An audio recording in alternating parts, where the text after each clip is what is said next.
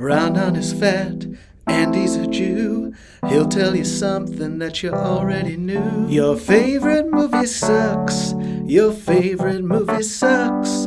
American Beauty or Forrest Gump. Your favorite movie sucks. We are back with another episode of Your Favorite Movie Sucks. Today we have a great comic, a film, worked in film, right? Documentarian, and made a great. You're the editor or the director of Joe, or the editor. I edited, I produced, and shot a bunch of the footage for Joe List's new documentary, which is in theaters now, called Portrait of a Comedian. Yeah. Really amazing. There was a great screening. Did I even say your fucking name? Patrick Holbert. Hey, everybody. I'm Patrick Holbert. And it's a great documentary, and you edited it together, which is a shit ton of work. Yeah, it was quite a monster. It was a ton of footage. It was 5 days worth of footage. I was there to shoot 3.5 or 4 days of the footage, and it was...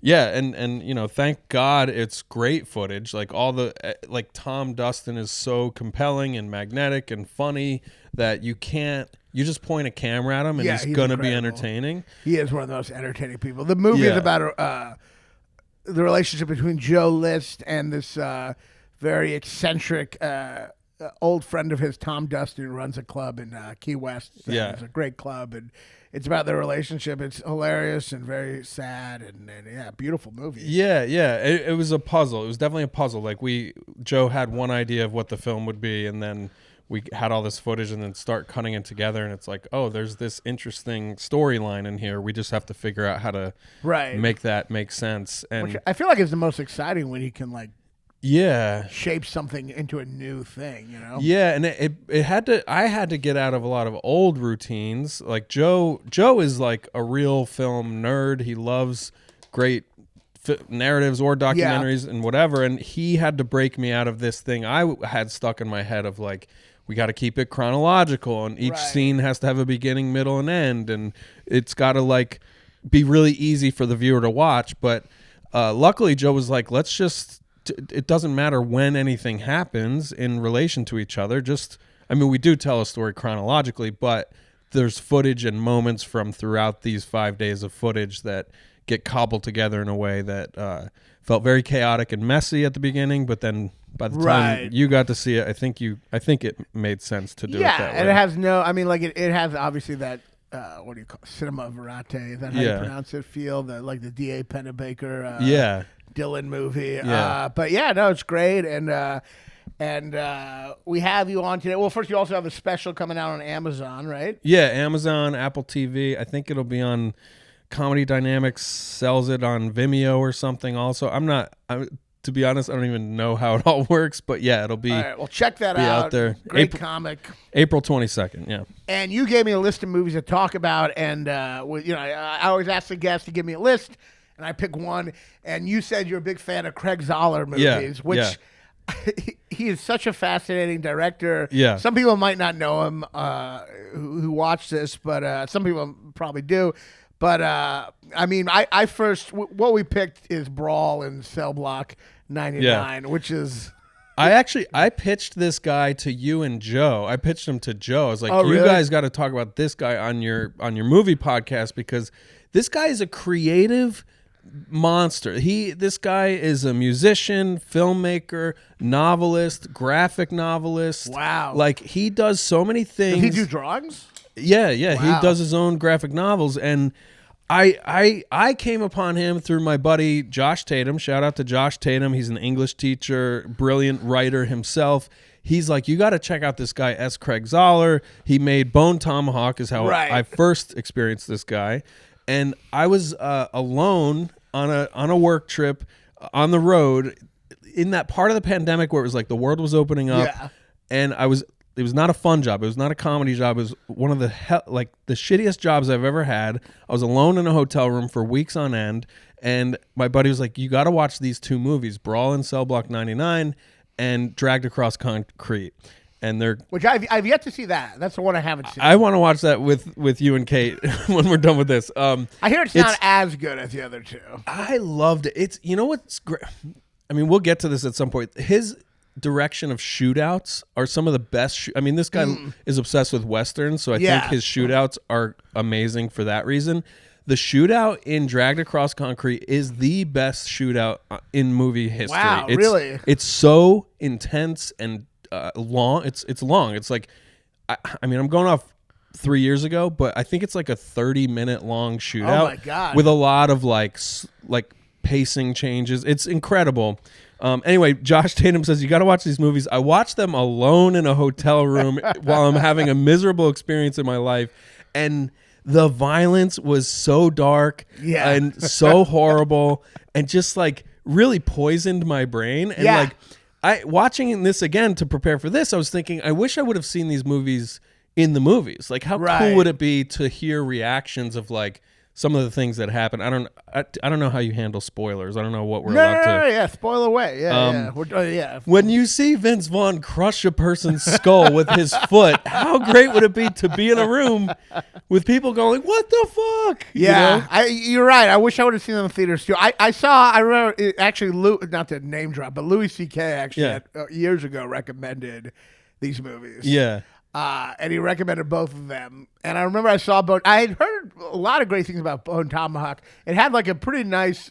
It had gained a lot of popularity on Netflix. Right. And people over the years were like, "You got to see Bone Tomahawk." And I finally watched it. I just loved it. I mean, first of all, he is. When you watch him, I don't know how to describe it. It feels like a right-wing Quentin Tarantino. Yes. I don't know if he's actually right-wing, but it definitely uses some of those tropes a lot. Well, yeah, that's what I was trying to research that because I remember reading that he's controversial for these reasons, and I honestly couldn't track it down. But I think casting Mel Gibson and I think Vince Vaughn has some stuff out there. Yeah. I think that is not the best look. Well, also just making abortion seem like the most evil thing in the world. Right, yeah. I don't know. I don't think you can decide what his politics are. I will say he's clearly politically incorrect, which is doesn't mean you're necessarily conservative. For instance, I'm a bleeding heart liberal who's extremely problematic. Right. But I remember seeing Bo Tomahawk and just it's one of those movies where like Tarantino, you forget just how boring most movies are until you watch a Tarantino movie. Yes. And when you watch this movie, you're like, "Oh, I'm entertained right away." Yeah. Which is not always a feeling you have in a lot of movies. Yeah, he creates these worlds with stakes that are like totally insane, but also somewhat relatable. Like I had a kid 4.5 years ago now, and I relate to Vince Vaughn's character's motives in this of like protecting a child, Right. Like he's got this fatherhood thing, this ancient anger and violence in him to be brutal in the name of like maintaining his family. Like last night I was on my bicycle going to a different podcast and I rolled through a stop sign and I was wrong, but this like Bushwick hipster was like, "Hey asshole, that's a stop sign." And I just finished watching this movie again. You want to crush his skull. I wanted to stop and fight this little person. And I was wrong. But I think the frustration of being a father and like just the challenges of like fatherhood alone make me want to fight people more often. Right. It's weird. And having this movie fresh on the mind. Why does it make you want to fight people more?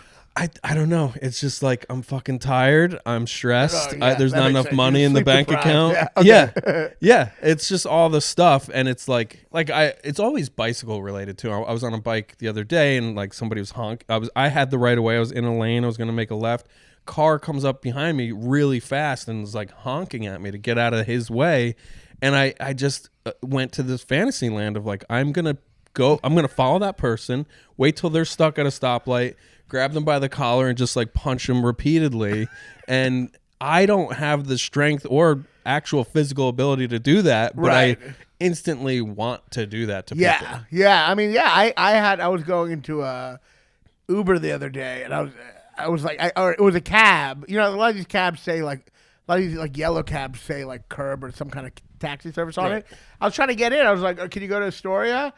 And this other guy walked up after like a minute of me talking to him, and I realized it was like a Curb, like he ordered it. And the guy just turned to me and goes, "Get out of my way." Ugh. And I was just so fucking angry. Yeah. And it's easy to relate to Vince Vaughn. Yeah, let's talk about the movie. I mean, the movie. Well, first, just to talk a little about Bone Tomahawk before we get into this. So I saw Bone Tomahawk first, and I just loved it. Yeah. It's great writing, and there's violence at the end that just really sticks with you. Yeah, and it sticks with you because the movie basically becomes a horror movie in just one moment. Right. You know. Yeah. And his movies, at least both of these, are.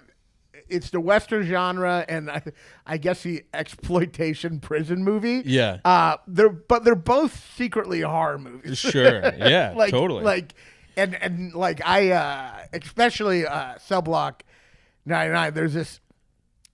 I mean, you viscerally feel like you're going through the rings of hell. Oh yes, I'm glad you brought that up. Can't come back up. I'm glad you brought that up. The Dante Yes. story structure of like the deeper you go, the crazier it gets. The deeper you go, the worse it gets. The less space it is, the darker, the less away from sunlight. Yeah. I mean, it is a horror movie Yeah. on many levels. It also feels like Count of Monte Cristo. Mm-hmm. It's like this revenge. It's a revenge story. Right, but it is not a. I mean, maybe it's because I've already seen it, but it is not a. It's not a prison. Like, he doesn't escape at the end, but I don't even think you really think he's gonna escape. No, and I think you think it's inescapable. It just gets deeper and deeper in the hole. And I was looking for the moment because I knew the ending when I was watching it again, and I was like, I'm gonna try to think of the moment when he knows he's not getting out. And there's this. So he's in spoil. We're just gonna spoil. Yeah. So there's in the final cell when he finally gets into 99. There's this aerial shot where he's laying on his side. He's in a fetal position, which like calls back to there's a fetus that's a part of the story. And he says he like wakes up from a nap and he just whispers, because I have captions on. I have to watch movies with captions. I'm losing it. And he just says to no one in particular, he says, "I'm sorry," out loud. And I think he's saying, I think in that moment he realizes that he's done the mental chess of it all, and it's like, he's not going to get out. Like, I think he's comprised this plan, and he's decided it's a suicide mission, and he's saying, "I'm sorry" to, I think, his unborn child. So, and that's like about 20 minutes toward the end of the movie, and I thought that was cool. No, that is that is an interesting part. I mean, let's go from the beginning now, like, because the movie is a character study about a guy who basically, to me, it's a guy who has values. He is so stubborn about his principles that it's impossible for him to really live within this society. You know what I mean? Like, he's just too. His principles are so stubborn, and so about what he thinks is right. It's like there's no way. There's no room for adjustment. Yeah, well, I think when we're meeting him in the beginning, he has corrected from something. Like, we learn that they're both sober. Yes. He's got this massive cross tattoo on the back of his head. The first shot, and probably maybe 30% of the movie is the camera following him from behind. Handheld following him from behind, and you see the tattoo of a crucifix. Yeah. Which always means, just like, reminded me of Mystic River. He has the crucifix on his back. Oh yeah. If you have a tattoo of a crucifix, you've definitely done some horrible shit. And you're justifying it through God or whatever. But and then we learn they're sober, and also that he has been on the wrong side of the law in the past, and he's course corrected, and he's trying to live this straight and narrow life. And there's so much tension right away, and I'll try to watch it thinking, like, how does it build tension so quickly? There's just something about following. First of all, Vince Vaughn also is just like such a great actor. Like, he has been such a comedic actor, and yet he has such serious range in this movie. I mean, he's physically imposing. I mean, he is a massive. Which is fascinating. Did you ever go to the Pancake House in Chicago? It's not It's not IHOP. It's something Pancake House in Chicago. No. Anyway, I was there once, and he was there, and I walked past him, and he is. I'm 6'2". He's 6'5" or something. I mean, he is a huge dude, and he's so fucking fit in this movie. But you would never look at this movie and know he's in Wedding Crashers. Like, it's it's insane. Like, Owen Wilson could not. I mean, granted, Owen Wilson is not as tall, but like, Owen Wilson could not do this. Owen Wilson looks like he got punched by Vince Vaughn's character in this movie. That nose is fucked up. It is incredible that Vince Vaughn can be so intense in this. Yeah. And so just wisecracking goofy in other movies. It is like, this movie really reveals his range in a way that, like, I don't know if people fully realize how because most of his stuff is comedy, I believe. Yeah. I mean, there was that season of True Detective no one saw, which I guess he was probably intense. Yeah, it's similar vibe. And it's similar genre actually, because this also has a lot of noir vibes to it. Yeah, also. Right. It definitely does, and right away, the tension of it's from his behind the cross. He walks up and he works at a garage. Yeah.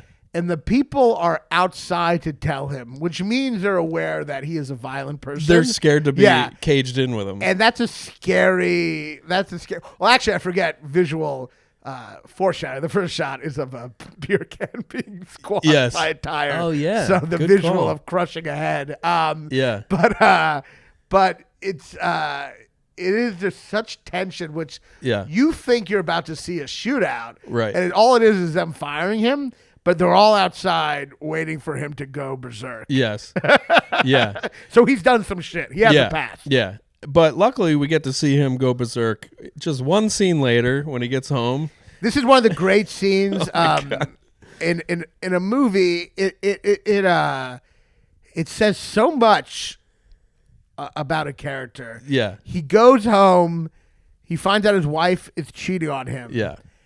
And he orders her inside. Yeah.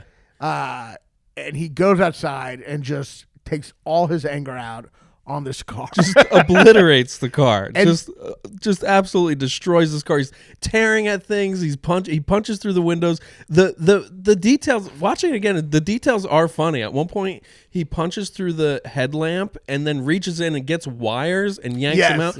Oh, in the rearview mirror, he grabs it and he just like chucks it. And it's just so funny to see this manifestation of anger with little details like that, because you would think it would just be punching. It's not. But the ripping also is interesting. Well, there's this. I mean, what you're watching is a man doing this so he doesn't beat up his wife. Totally. Yeah. And it is an incredible thing to watch because it's both violent and scary, but also someone trying to control his rage. Yes. And that's so well put. And it's such an incredible thing because he's really trying hard not to beat up his wife, which shows that his instincts are just so animalistic and angry. And he knows himself. And he later, so he goes inside and they have the conversation.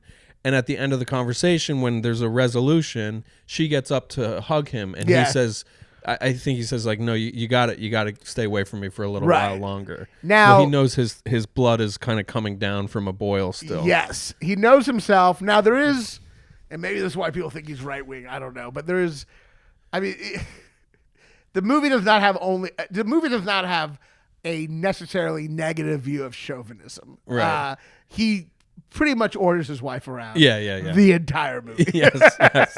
Yeah. Even in that moment, he's like, "Don't get close to me." Right. You know? Right. And she doesn't have much room for her own identity. Yeah. But he is the protector. She's a vessel for his child. That's interesting. Yeah. I mean, literally, he tells her what to do the entire there's movie. The cooking scene later. Yeah. He's like, don't hold the knife, which is insane. She's not retarded. Yeah, what is she gonna like stab her impale baby? the baby? Yeah. So he is. Yeah. I want to ask you something. So I think this director is brilliant and so creative, but he is. It's like a pulp. It's a pulp novel in movie form. Yes. So like a lot of the dialogue is corny. A lot of the jokes are like, nobody talks like that except these like dime store novels. But it's also good. Yeah. It's like, it's Tarantino-ish. Exactly. Yeah. So I want to ask you about the cream and skim milk soliloquy he gives during that first scene with the wife, where he says, it's like, in my life, I go to the gas station and every time it's the 3 containers of milk and skim milk, cream, and some imitation shit, and I can never pick the cream first. I always pick the wrong one first. I think that's the most right-wing part of it, just that the disdain he has for almond milk and soy milk. I don't know if this movie's right-wing, by the way, and I also don't know if it's not necessarily condoning his control of his wife. Yeah. It's more of just like a character study. Yeah. But did you? I don't know. I was watching that's a great scene. The soliloquy itself, though, I was just sort of like, wouldn't there be a better way of him making this idea clear? But I guess that's the life he's in. I mean, he's in a lot of gas stations. He drives I think that's what makes it good dialogue in my opinion. It feels like a human. Yeah, I mean it is a speech, but it's hilarious. Yeah. It's so specific. It's about literally like not turning but I think it's great. I think it's like it's not like he's aware he's trying to do a metaphor. Yeah. Which makes it good as opposed to like it just felt people who act like they're not doing metaphors when they are. But I thought it was great. It felt authentic to the character. Yeah, I mean, obviously the movie is not as stylized as hell. I mean, no prison looks like a cave. Like, right. Like, obviously the movie is stylized. They shot this in Staten Island. I looked at up. the fort. Yeah. It's so cool. Yeah, I don't know if you've gone cool. there. You got to go to that, but you can go to that place. Can you go inside? Yeah, I've never been inside. They have like art stuff outside in the summertime. I really want to go inside. Yeah. It's crazy, but like I mean, like the movie is obviously like I mean it's. I've never seen the movie that's spoofing. I assume there's this genre of like exploitation prison movies. Yeah. I don't know if it's like blaxploitation or like I don't know. Yeah, but like, I wonder. It seems like by calling it Brawl and Cellblock 99, it's a reference to a certain type of pulp movie. Yeah, so he said I was watching some interview, he said he went to some retrospective thing at the Film Forum about prison movies, and he was like, how would I do this genre differently? So there must be a whole gang of these movies from the 70s or whatever. Yeah, it's like these cheaply made 70s movies. And that's why the aesthetic of the movie, there's like, I don't believe there's one dolly in this entire movie. Yeah. It's essentially made with the budget of those movies. Right. It's pretty much all handheld or just tripod. Yeah. And you brought up Tarantino earlier. I wrote down poor man's Tarantino when from the soundtrack, car scenes, there's this beautiful soul music playing, and I'm listening close because I like that genre, and I'm like, this sounds like legit, but I've never heard these songs. What is this? I look it up. He wrote those songs. Zahler wrote these songs and had the OJs perform it. The OJs are a Motown band from the 60s and 70s, and I'm like, how insane is that to like write this script that's so violent, and crazy, and then be like, oh, I'll also write the music and the score. I'm always amazed by people who have that level because he wrote it too. Yeah, I mean, Clint Eastwood does the music for his movies, but he doesn't write his movies. Right. He came up with his and did the music. I mean, the only one else I can think of is John Carpenter. Yeah. Who does all three of those? Oh, it's very impressive. You know. Yeah. I'm always impressed by people who are like multi-talented. It's insane, and so I don't know. I just thought it was worth mentioning that, like, the whole thing is him. You know. Yeah, and it's not. I mean, like it doesn't. It does feel like those cheap movies. Like, it doesn't have, like, the visual splendor of a Tarantino movie. Yeah. It's cheaply made, which I think it is part of the aesthetic. Right. But it's like, it's handheld. It's so much handheld. And I love that you mentioned that so many of the shots are from behind him because you feel like you're just voyeuristically watching this horrible shit go There's down. a documentary, a cheap documentary feel to it that makes it... It's funny. It's a stylized movie, and yet it feels... I feel like it's probably the most real introduction to a prison I've ever seen. Yeah. Just because they do it with an orientation. Right. It just feels like you're fucking there with them. Yeah. But so you got the beginning. Oh, real quick. I just want to shout out one thing that's early. I think he's driving home from getting fired because it does the time dash right after he talks to his wife. Yeah. Anyway, there's a scene where he's in his car driving home from getting fired and some gangsters pull up next to him. Yeah. And they never say a word. He looks at them with resentment, I think. I don't really know. And then they speed off, and right away he's acquainted somehow with that lifestyle. So he has a past, I think, is what we're supposed to learn. Yes. And then later he tells his wife in the living room, I'm going to go back to crime. Basically. Right. So this is the decision that basically leads to everything. Yeah. And it's a decision he's made that essentially is a decision where he's like, I've tried to play it straight. I worked so much. I'm so upset that it's led to my wife having an affair. Yeah. I have to go back to drugs. Yeah. To have a better life. And it's a decision he makes. Well, they make together, actually. It takes like 2 lines of dialogue to convince her. Yeah. Well, she doesn't have much of a say. Yeah. But he makes a decision, and it's an interesting thing because he does have values. Yeah. His own values. And he's the most stubborn person in the world. And then in the next scene, he is now selling drugs. Yeah. They have a nice house. He tells his wife to put down the knife. Well, this is an interesting point, thinking about him being principled. I don't think he's selling drugs. I think he's moving quantities of drugs and giving people money. Like, of course, he's selling drugs, but he's doing a job. He's doing a job. Role. And he's not a hypocrite. He is pretty much in a weird way, a morally pure person. Yeah. He does make decisions on his own but it's not with hypocrisy, in my opinion. Yeah. It's with like, all right, yeah, it's like what you said. I'll deliver it. That's all I'm doing. Yeah. And I need to do this, and I'm going to do it. And it's back to the fatherhood thing. It's to provide. Because now we learn that she's pregnant. She's pregnant. And and so then you go to his his criminal pal.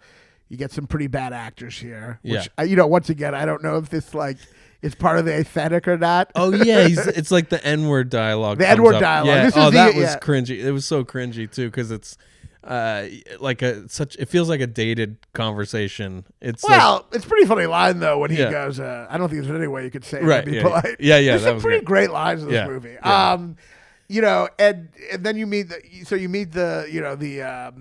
gang and then you get to the most interestingly principled part, which is that there's a shootout, and he could easily leave, but he does not. He cannot live with himself if he lets them shoot cops. Right. And this is a fascinating human being. Okay, so was that the motive? He didn't want those guys shooting cops. That was his motive to gun them down. That's what I took it as. Yeah, that got confusing for me. So the truth is, you could say he didn't want No, I think he really you can't say that he didn't want witnesses because he doesn't kill the one. Well, that's guy. what I thought it was. I figured it was they ruined this, so these two new henchmen deserve to go down because they put us in this position in the first place. I mean, I think he kind of says it in the next scene with the cop, you save cops. The way I took it is his moral view is even though I run drugs, cops are good guys for the most part. Okay. And I'm not going to let these cops die. Okay. Even though it's going to lead to me going to jail. Yeah, yeah. I think for him, his moral I could be wrong, but I think for him, and what makes it a unique character study is that his moral values are very self-destructive. Yeah. But basically, I'm going to go to jail to keep these cops from getting killed. That makes sense, and it reminds me of a point I wanted to bring up, which is that in every physical altercation, I think there is a math problem he does in his head of okay, I've got to injure this person. That's a great way to say it, yes. Yeah, there's some kind of algorithm that he does that it's does this serve me protecting my family? Yes. Or is this going to... It's choices. He makes these choices based on protection and principles. Yeah. And that, you're totally right. And the movie is a series of choices. Yeah. The first choice is to go back into drug dealing. Right. The second choice is to not run away in that moment. Yeah. But to kill or to keep them from killing cops. Right. I think I'm pretty sure that's what it is. I mean, I wonder because what else could it be? I mean, I guess I wonder if he knows he's fucked no matter what. He's gonna get caught. I mean, he's in the water. There's so many cops. I don't think he would necessarily get caught because he's on the dock. He could walk away. Yeah. Couldn't he walk away? Yeah. So the truth is, I watched rewatched the first half of this movie while driving. Yeah. So there might be some subtleties or some there's actually a huge thing I missed that I want to admit to since this is a movie podcast and it'll come up later. I thought it might be interesting to admit to being a dumb viewer. Oh well, yeah, we all make Yeah. So maybe there's more than this one. maybe I totally missed the clear. Oh, just this you mean? No, it's something later. Anyway, you keep going. Well, I don't know. I mean, he's at the dock. I do think he could leave and hide in the shadows and get away. Yeah, yeah. I mean, maybe they could say his name, but I don't know. But he could also just assume they're going to get killed, which they definitely seem like they're going for. It also really seems like a big first job when you're meeting new coworkers. Yeah, I was just this whole scene sucks. This sucks that he's in this position to show these new guys this crazy operation. All right. Well, I guess that's the other choice that it goes along with this, even though the guy gives him an ultimatum. Yeah, yeah. Which is it's interesting.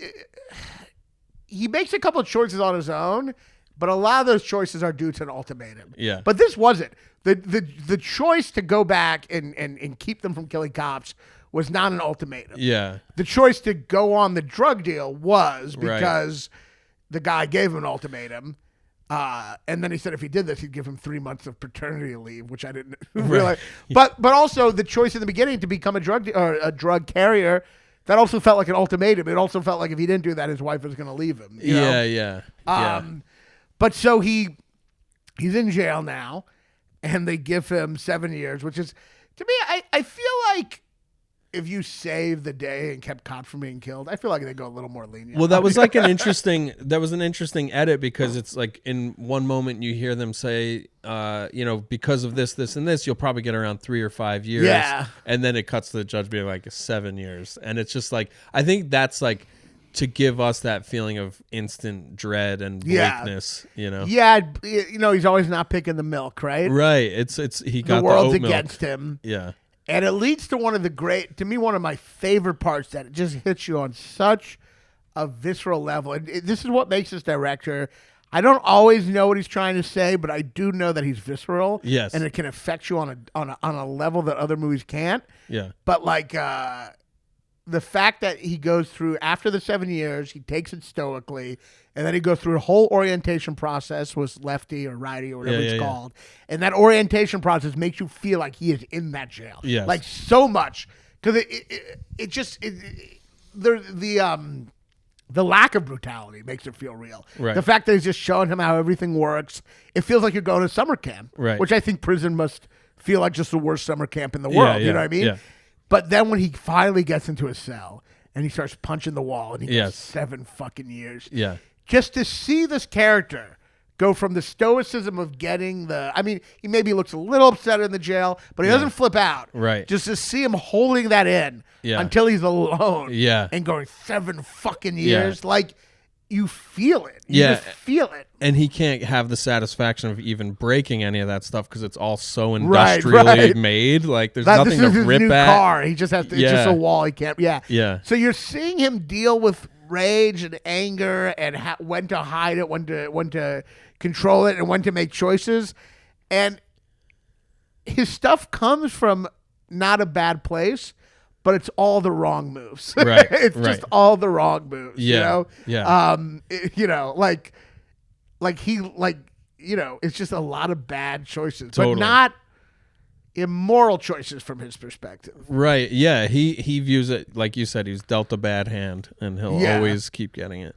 And then so I wrote down around the hour mark is where the obviously the premise of the film is established already, but the premise of the mission, it comes an hour in, which feels crazy. Like the bad guy's handler comes in and says, "Hey, we got your wife." But I think what it is like, you're right, but it also just makes for great storytelling because the movie shifts gears. Yeah. The movie kind of makes you think it's just kind of like a guy going to prison. Right. And then it becomes a crazy thriller. Yeah. It wasn't necessarily established as that. I think it's just good storytelling where you're like suddenly on for a whole different journey. Yeah. He switches, he obviously does that in Bone Tomahawk. He switches gears very well. Yeah. And now it's just insane thing. Yeah. I mean, before that, it wasn't insane. Yeah. Yeah. It was like, kind of like, oh, interesting character study. Yeah. Let's see. Yeah. I guess, the first hour is like really getting to know who he is and how he operates. Yes. And then when he's got his mission, then it's just like off to the races. Off to the races. You have the mission part is insane. He's literally saying, we're going to abort.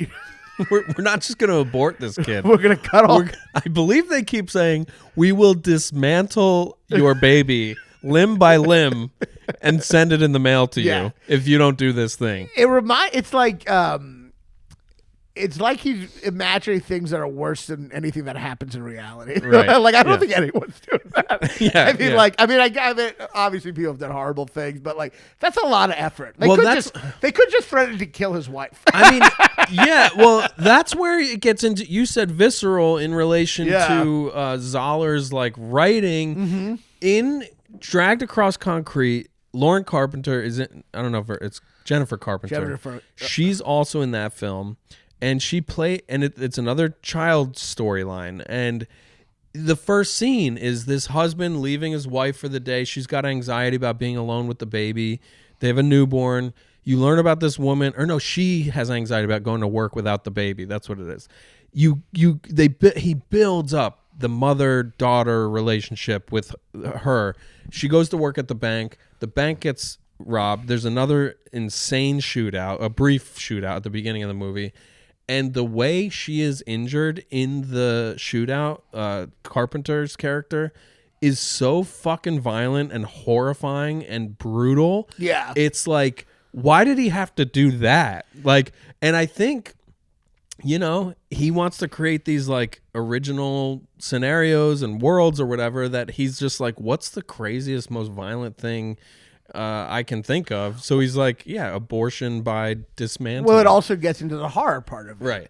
I think what it also goes to, and this is why it works on a visceral level, is that it's kind of dream logic. Yeah. Like I could see someone telling me a dream where they're like, yeah, and the abortionist said he cut off the limbs of the baby. Yeah. It's dream logic. Yeah. Ari Aster works in this place as well. And, Ari Aster always, when he made Hereditary, I think he talked about how he had dreams of like accidentally hurting a sibling. Oh, yeah. And then when you think about her getting decapitated, it being his fault, that's like a dream that you might have where you feel so guilty. Yeah. So it's the dream logic. You know? And what is that called? Invasive thoughts. Like people think of like, what if I just chucked my baby off this building? Yeah, exactly. Ari Aster, by the way, has he gone to family therapy? Has he gotten this work done yet? Did you see his student film or whatever about I think it's the Johnsons? Yeah, oh my God, dude, crazy. I actually think he has a good relationship with his parents. Yeah, it's interesting. I actually think it might be the opposite, where his parents are like really supportive of him, like expressing how he feels. Yeah. I don't know. I mean, I know Bo was afraid he watched Defending Your Life with his mom, and that was like really important to him. I still haven't watched that movie, so no spoilers. I gotta watch it. It falls apart in different ways, but there are some. The first 30 minutes is probably the scariest, the most intense thing I've ever seen. There's brilliant stuff in it. But so there is this dream logic of being in hell and nightmare thoughts that go beyond the reality. Right. Because obviously, in reality, they could just be like, we'll kill your wife. Yeah. And that would kill the baby. Yeah. And that would be enough. It's not like he needs, it's not like if he just said, we'll kill your wife, he wouldn't do all this. But it's the dream logic of this force is so against him having a child, they're going to cut the limbs off. You know what I mean? Right. The thing he's doing this all for, it's like they know. It's like it's like demons. It's like they know what he's doing it all for. Right. They know what's the meaning in his life, and they're going to pervert that completely.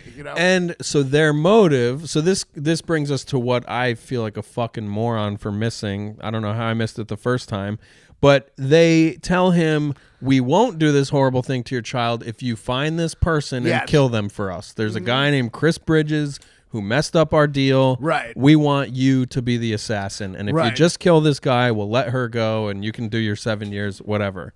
Right. And so he's got to do all these escalating things to get himself in a position to kill Chris Bridges, right?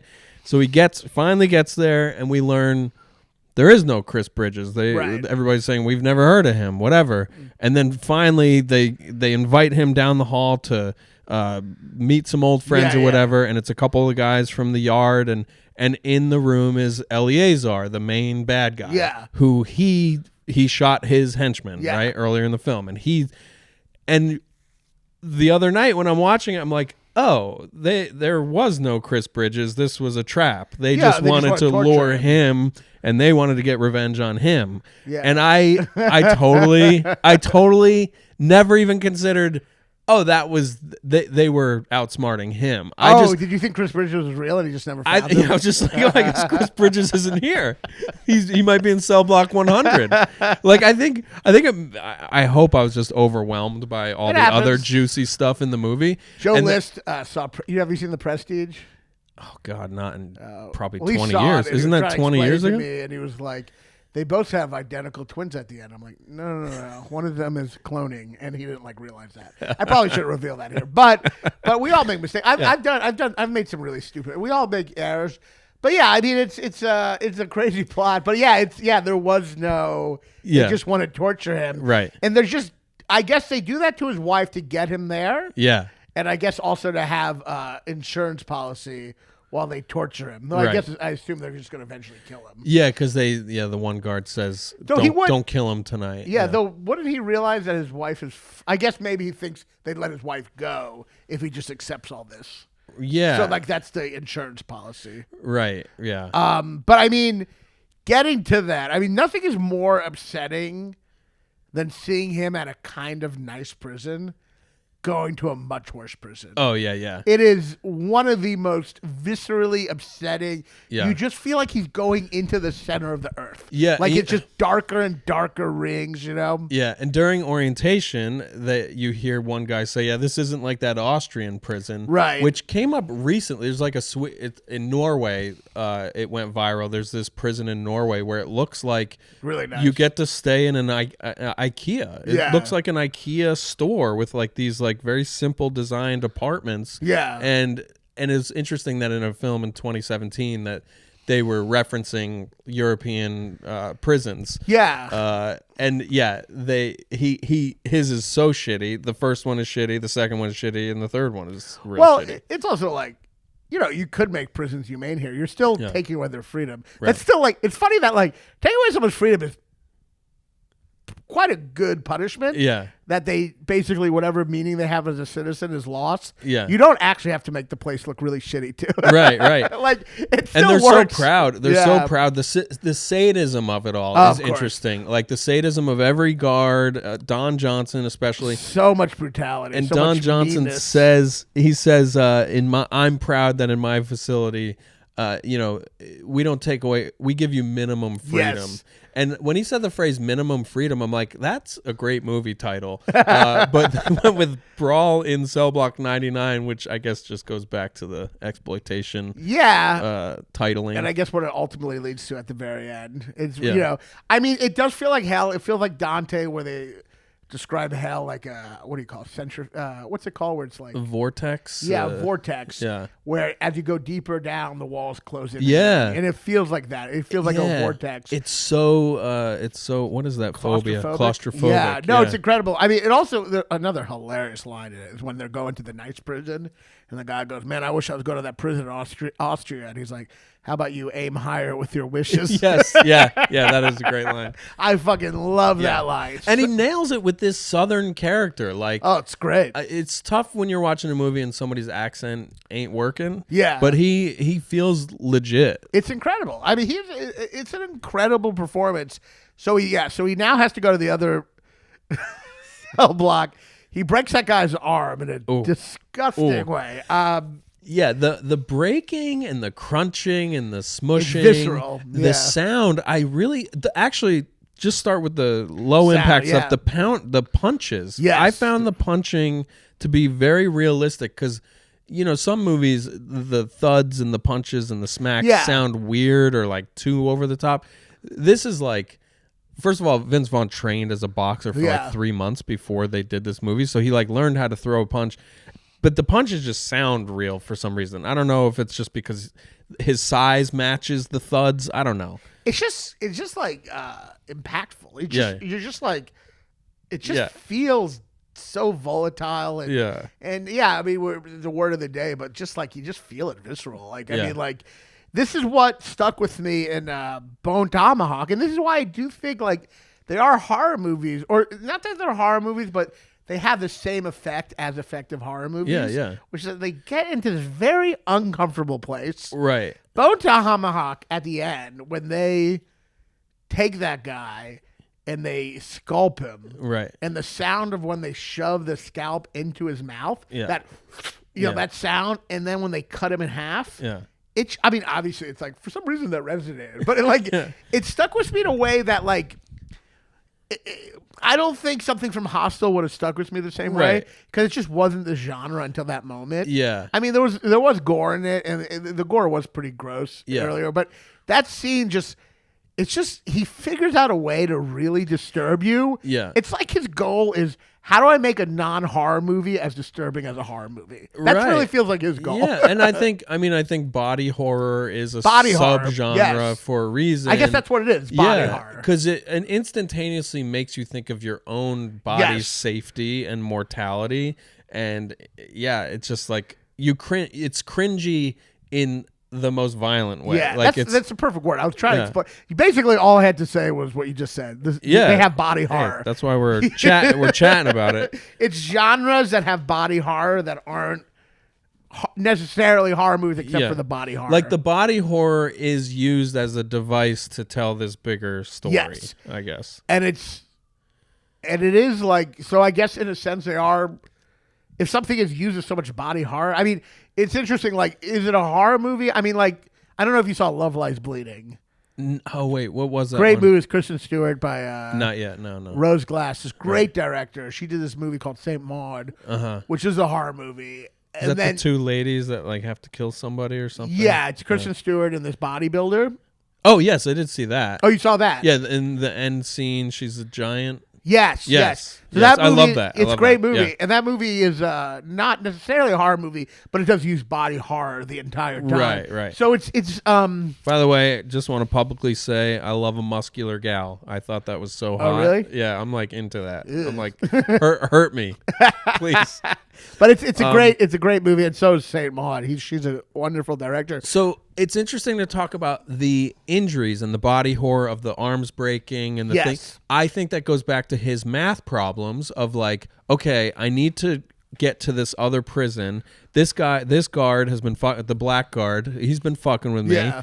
I need to just get out of here. I'm gonna fuck this guy up. Yes. I'm not gonna kill him. I'm gonna fuck him up and break his arm, and they're gonna have to bring me to the worst prison. Yeah.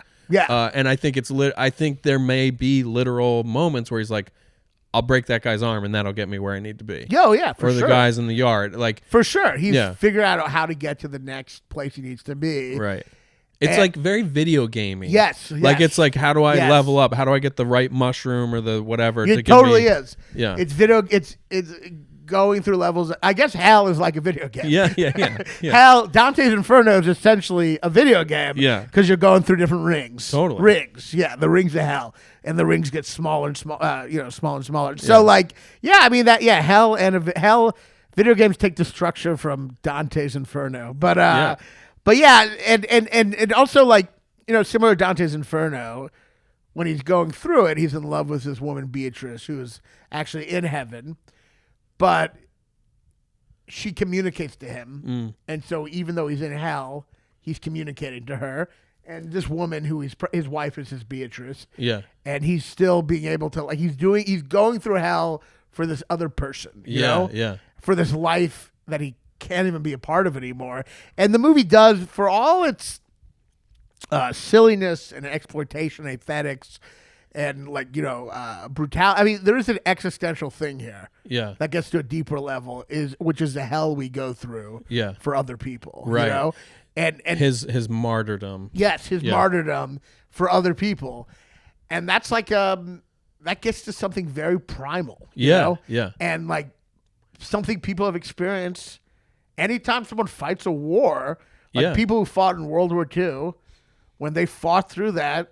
To try to, save democracy, think about their family.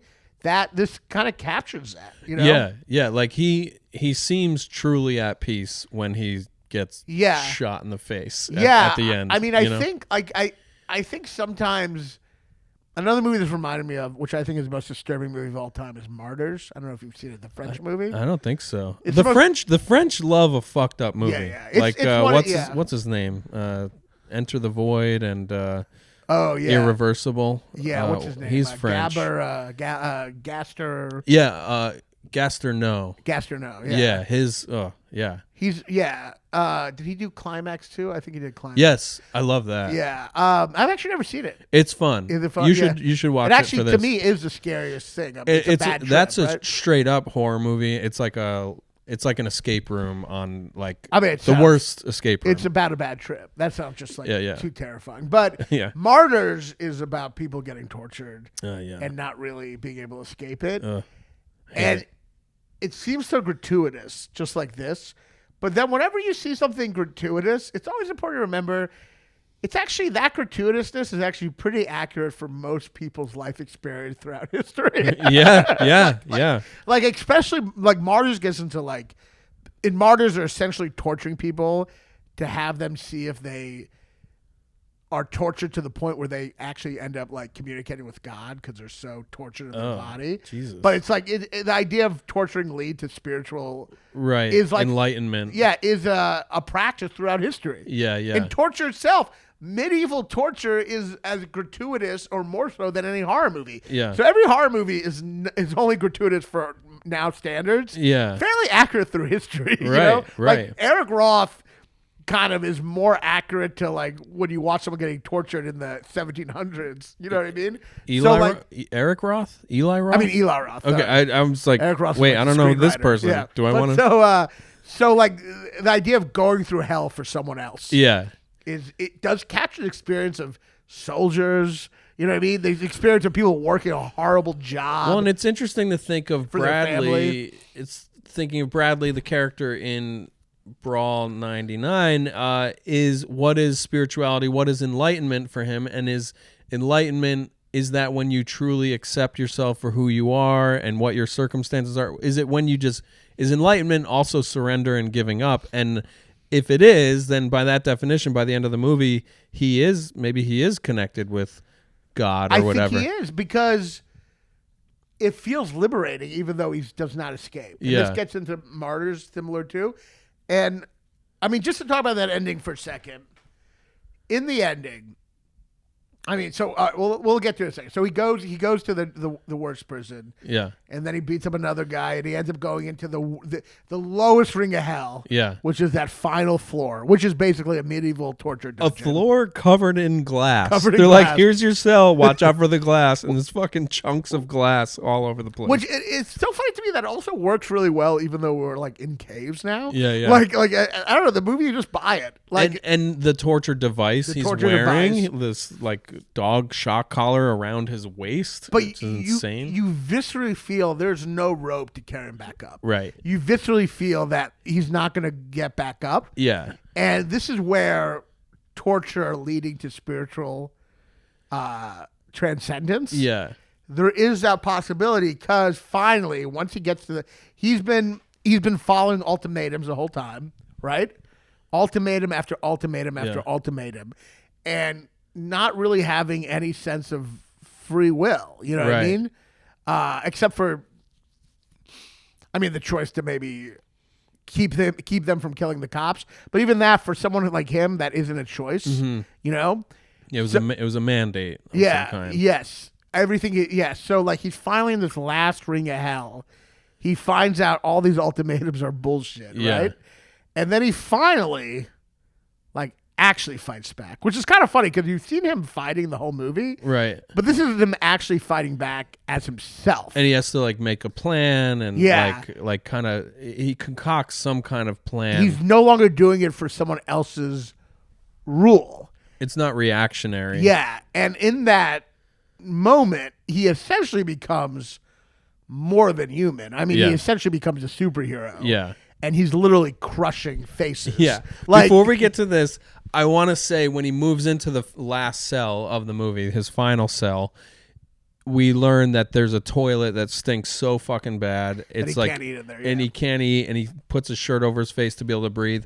I wrote down somewhere that that's Chekhov's toilet, because I guess that doesn't make sense because you don't know that it will be used as a weapon later. But I love. Like rewatching. How is it used as a weapon later? So the final scene when he kills Eleazar, it's an aerial shot of him stomping him from behind. Yeah. And it's hard to see it, but his head is in the toilet and his neck is over the rim. And when he stomps his head is lopped off into the toilet. Oh, that's going to. I thought it was going to like a lower. Oh, that's going into the toilet. Yeah, the camera. Oh, I think I missed it visually. It's too dark. It goes back to the cheapness of the film. They don't make it clear that it's the toilet. But it's just I don't know, so cool. Well, it is also what he says. I'm going to tear your head off. Yeah, he says I'm going to tear your head off, and I love that too. It's like I think there's a few of those throughout the movie where you know, it's sort of like in the 80s with Schwarzenegger would say something and then he has a then catchphrase. You realize it's not a metaphor. Right. Yeah. I mean, when he finally fights back, I mean, I guess in the sense is the one time he's not really taking commands. Right. You know, so he actually gets his autonomy back. Yeah. And he fights back. And he's once again in his world, he's still very mad that he has to kill that guy. He calls him a stupid asshole. Yes, I love that. I love that. And then when he fights back, and that first crushing that guy's face was so disturbing because it gets into like it doesn't even feel real anymore. Yeah, it gets into something cartoony but also disturbing. Yeah, like the way his face looks when he brings the face up. Yeah, is so disturbing in its unrealness. Yeah. You know what I mean? But it's also disturbing when you see somebody do it accurately. I think is it Nick Winding Refn who did Drive, and he also did House That Jack Built. Did you ever watch House That Jack Built? I thought that was Lars von Trier. Oh, that was Lars. So anyway, did you watch that? No. Is it good? It's if you can't watch too many of these movies in It's a really year. disturbing. Like I really feel like you can't. Like I watched Dragged Across Concrete and Brawl and Cellblock 99 in the same 2 days. It fucked me up in a hotel room alone. House That Jack Built fucked me up too. There is a scene. Do you care about spoilers? No, I don't think it matters. It's he murders somebody. And this is Kevin Dillon. Is it Matt Dillon? Matt Dillon. He murders all these people. He murders one person, and he has a freezer, an industrial freezer. This corpse is frozen, but he has to transport it for some reason. So he ties it. I saw this a couple of years ago. I forget the certain. He ties the corpse to his car, and he drags this corpse for miles, and it's a frozen body. And when he gets to his destination, they flip it over, and you see just this grinded cross section of a person's face and body from just being dragged and sanded down, essentially. So, and it looked too real, and it like kind of was just like, why am I watching this? Right. You know, and so I think that's where I appreciate the practical effects in this movie, where it's grindhouse effects. But still disturbing, which is interesting. Like I still find it. I think it's the sound. Yeah, it might just be the sound. But his face is like, it looks like animated. I don't know. That face when he comes back up, it's just like, it's the uncanny valleys. That's what it is. Yes, it's almost real. Yeah, and the guy's alive too. Like when he first rolls over, he like coughs, and it's just like the skull, and blood spurts, and there's a cough, and then he. Stumps. Well, that it goes to the body horror, which Ari Aster is also very good with this in Midsommar, which is that like we see the say like the way comedy can like take something holy and pervert it. Yeah, horror is the same way. Yeah, I think we see something holy, the sanctity of the body. Yeah, and we see the body as having clear boundaries. Yeah, and whenever those boundaries whenever a body is misshaped. Yes. It like fucks with this like and Ari Aster's he'll have like a real head on a fake scarecrow, you know. I'll share this. The worst thing as a parent I was a part of was at a playground. My kid was meeting our friend's kid for the first time. It was this nice reunion of friends. These are friends that live in Europe now. Within a minute of playing on the playground, it was rainy and wet. Mm-hmm. The other boy fell off something, and he tried to catch himself like this, and he had a compound break in his arm. God. And when you see a body part moving in a way it shouldn't be, or bent the wrong way, like it was to the point where like nothing was coming out, but it almost was. Oh, God. And to see it on a child, it like that's horrible. Made me sick immediately, and made me panicked, and like it put us all in a state where we had to get this kid to a hospital. And I guess what I'm saying is, it's real. What you're saying is real. Like to see a body. Yeah, there's no more body horror. Body horror. If you really want to see body horror, it's in real life. yeah. But it's the sanctity of like the sanctity or the regularity of us knowing this is a body, this is a face, this is how a hand moves. And when a hand moves this way or a bone goes out, it's just like it perverts this thing we've just been. So just desensitized to or just used to, you know? Yeah. And I think it's similar, like what you're saying with Ari Aster. I think people like this write these scenes and create these scenes take the power away from how horrible injuries can be, or like it does kind of disempower reality or something to make you're almost making fun of it to like make something so gory, you know? Yeah, but it also, I mean, at the same time, it does pierce you into that. Like, I think a big theme is Midsommar is that the difference between bodies and vegetation is not really a real difference. The difference is only in our heads. That's why, like you see bodies as part of the nature. Oh yeah, and that's why you're like, we separate things in our heads, but those things actually aren't really separate. When I think of what is the most uncomfortable thing to see or hear in Midsommar, I think it's the filleted kid with his like exposed lungs or whatever. Oh god, that's terrifying. I think that's the one. Well, that's the sanctity of he's alive. You're right. That's the sanctity of like no one should be alive in that situation. Tortured. Yeah. And then, all those just crunching. Which, once again, that's just like a medieval torture thing. Yeah. Like, all these horrible, gratuitous things were actually pretty real. Yeah. You know? But especially the chucking people off cliffs and down huge sets of stairs. They love the sacrifice that involved just, like, breaking heads and bones by chucking people off things. But so, back to Brawl and Cellblock. So, he comes in, he smushes that head. It's terrifying and goofy at the same time. Yeah. But I just find it, to me, that was a real tonal change in the movie. Similar to Bone Tomahawk, when his face is like squashed like that, you're like, the same way in Bone Tomahawk, you're like, this is a horror movie now. I'm like, oh, this is a superhero revenge movie now. Like he's more than human. You know what I mean? Yeah. He's literally like doing stuff that a human couldn't do. Right. Because he's finally taken his own power. It's kind of like when you become the giant at the end of Love Lies Bleeding. Yeah. He's finally free to do his own thing. Yes. And he is such a force. And then he demands the call. He gets her free. And that's a great little scene. Mm-hmm. I love that scene so much where we're outside the prison. We see her end of the phone call. We see the abortionist and the handler returning her to his employer. I love that car ride with the abortionist in the back seat looking so dejected I know. that he doesn't get to torture this lady. He's like he's just a disappointed Korean evil person. Yes. And then, I actually didn't remember that they had the rifle hidden. Oh, yeah. And so they gun down the abortionist and the handler guy, and then on the phone with him, he asks her, "Did you do everything I said?" or whatever. She says something along the lines of, "Yup, it all happened exactly as planned." Yeah. And I love the idea that he told them from inside, like, have a long gun outside, just shoot them all, right? Like whatever. Right. I think that's so cool. Yeah, and there is this moment, like, as you know, silly as this movie might seem, the movie does get into this profound moment at the end where you do feel like even though she's on the outside, it's a beautiful day, she's on top of the ground, and you feel like he is journeying to the center of the earth. You feel like he is in the bowels of the earth. You still feel like he is connecting to her. Right. You feel this at the end where he, in that moment, even though he's in this horrible place, his soul has left. And he says it. He says his amount of days left before before his baby's born.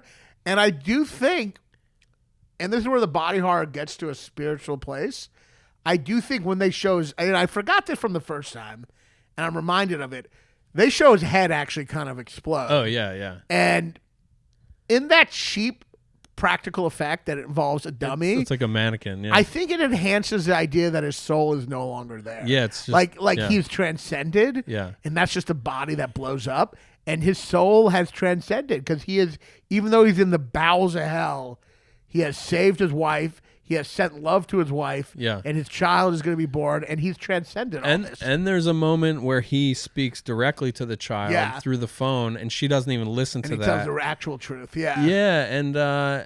oh, that's interesting. Yeah, he tells his wife, I'll be home later, but he tells the kid, I'm sorry, I won't be there. I feel like he could maybe mention to his wife that they should have an investigation into Red Leaf to close it down. I feel like he could have maybe... That's a great line of Don Johnson's. He's like... Yeah, and in this room, there's a bunch of stuff that Amnesty International probably wouldn't appreciate. Also made me realize that when you work at a prison, you must feel like you're in the prison. It's such a fucked up job. Read New Jack. Yeah. There's this book this investigative journalist wrote in the 90s. He went through boot camp to become a CO, and it's all about that. Every single corrections officer he meets in the book, basically, they're all doing it to get a pension. It's a job. They count days just like in this movie. I mean, it's really. I have multiple family members that are COs because I grew up around a prison. It's not pleasant. Awful. It's like, terrible. When you see those guards at the end in Cellblock 99 or that floor, you're like, you're all in a dungeon too now. And it's interesting. Like, it's not whether you're locked in there or not. You're both still in a dungeon. Totally. And they're all. It's interesting. I mean, it's obviously Fantasyland, but they're all wearing SS uniforms essentially. The uniforms changed to this really menacing design. It's crazy. I mean, it needs to be stylized from the beginning so that we can believe that this cave is a prison. Yeah. But it does work. I mean, like, it does work on a profound level at the end. I mean, it's an upsetting movie, and there are times where I'm like, do I need to watch this? It's so brutal. Yeah. But there is a transcendence at the end, and I do think, like, there's this Townes Van Sant song called "Flying Shoes," which is, I think he wrote about like a soldier dying in the Civil War, imagining flying back to his family. And I mean, to me, that's what this movie is. I feel like any soldier who died in a war can like relate, like.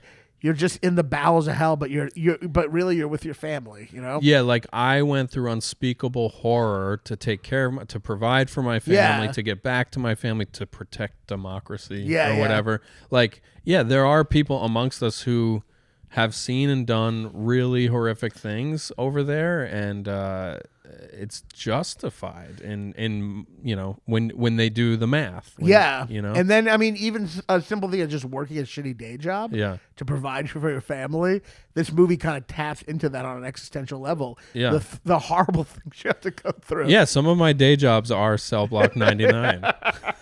So I do think he is a really fascinating director, and he's definitely one to not. I mean, he definitely is more entertaining than most. He makes more. I gotta see this third movie. Is it as? Are they all equally disturbing? No, it's really horrible. Like the body horror that happens to Jennifer Carpenter. Basically, a bullet hits her arm. And her hand just gets lopped off by a bullet, and you see the two arm bones just like out, and it's just like horrifying. And this is after you get set up with like how anxious she is to have her first day back at work away from her newborn. So it's a gut punch. It's like, it feels fucked up and unfair and abusive of the director. Like, when you're sitting through something like, why are they putting us through this? Well, it's like Wes Craven said, when you're watching a movie by a horror filmmaker, you want to feel like you're in not safe hands, like a crazy person is making it. Yes. And I feel that way about this. Yes. And like, it's not simply that he's doing body horror in an action movie. Because Love Lies Bleeding, even though I love it, it does have body horror, but I don't find that movie disturbing. Right. The body horror is like gross, but I don't think that movie's disturbing. I'm trying to remember what the most violent parts of that are. You just see like a head breaking and a couple of heads like. Maybe it's not as bad, but the disturbing thing in this is just also the sadism involved in the story. You know what I mean? Yeah, they Don Johnson's character is so menacing and scary, and like he clearly is just full sadist. Right. And it's like, what is this? Like, it's like, what does this guy do after work? What is he like there? And also, similar to Bone Tomahawk. At the end of Bone Tomahawk, they're in this medieval hell cave-like hell of that tribe. So his movies, at least those two, deal with, you have the daylight of civilization. You have characters from the daylight of civilization going into the underworld, going into the literal underworld. Yeah. And you feel it. So there is something like very ancient and old school and literary about these these works. I'm glad you said literary, because I've read one of his books. He's got 4 novels or something, and one of them is just a noir like pulp crime novel, and it's about the underworld. It's called like The Mean Streets of Ganson Street, or I don't know, and it's incredibly violent but really entertaining. It's if Jack Reacher novels were like well written and like more fun or whatever. So I don't know. I guess I watch these very disturbing films of his, and I think when I zoom out and remember that these are just like one guy's thing, I just respect it, and I view it as fun, you know? It's fun and upsetting, and it's very effective. Yeah. His movies stick with you, and they're never bored, and there's great writing, and yeah, I mean, like, Dante is probably the first horror novel, or the first thing that, like, began the imagery of horror. I mean, horror comes from imagery of hell, I guess. Yeah. And like these movies take you to hell, like actually take you to hell. For sure. In a way, with the traditional genre, these characters are going to hell and not coming back. Yeah. and that definitely. And the moral choices along the way. Just imagining you thinking of taking you to hell made me think of that first shot. 18 months later, he decides to be a drug courier, and he's going to the plug or the guy or the whatever, and he's walking through a hallway, and a lady of the night comes out and says, hey, can I get some of that? I'll make it worth your while. I'll put a smile on your face. And he declines, and that felt like an interesting little moment where it's like, oh, this is a moral journey this guy is on. And he's in this labyrinth of hell. And, the rest of the movie is just more and more of that. And his principles are so, like, unmovable that it's kind of inevitable he's going to get to that. Yeah. Like, he can't really live a normal life. Yeah. He's like the idiot Dostoevsky. It's like his principles are so unshakable that society will destroy him. Yes. You know? But he dies as the hero he was always meant to be, you know? Unfortunately, her life falls apart when the authorities come and they take everything away, and which is, I assume, what happens afterward. But anyway, well, this was a great episode. Thanks for coming on. I Thanks feel like for we really got into Craig Zahler. Check out his movies. Check out this, and I would start with Bone Tomahawk.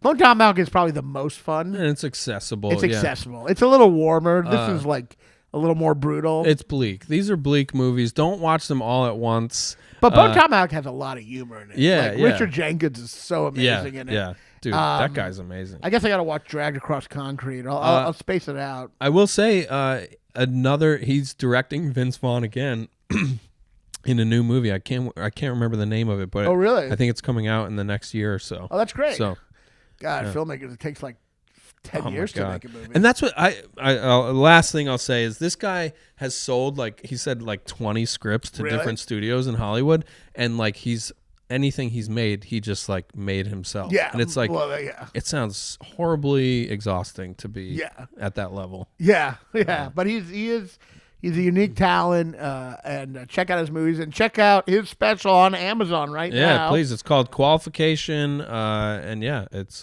I'll just share real quick. I filmed it at a recovery a 12-step recovery conference. So it's a weird alternate environment, but I think it's very funny, and I hope you enjoy it. It's very dirty in parts, also, but there's no violence. He's great. Check it out, and get tickets to my special tip if you haven't. May 15th in Lower Manhattan at Sesh Comedy Club. Tickets at punchup.live/Raanan/tickets. And go follow us on Patreon, patreon.com. Your favorite movie sucks. We got a different, some bonus stuff every week. And thanks again for tuning in. We'll see you next week. Cut. Raanan is fat and he's a Jew. He'll tell you something that you already knew. Your favorite movie sucks. Your favorite movie sucks. American Beauty or Forrest Gump, your favorite movie sucks.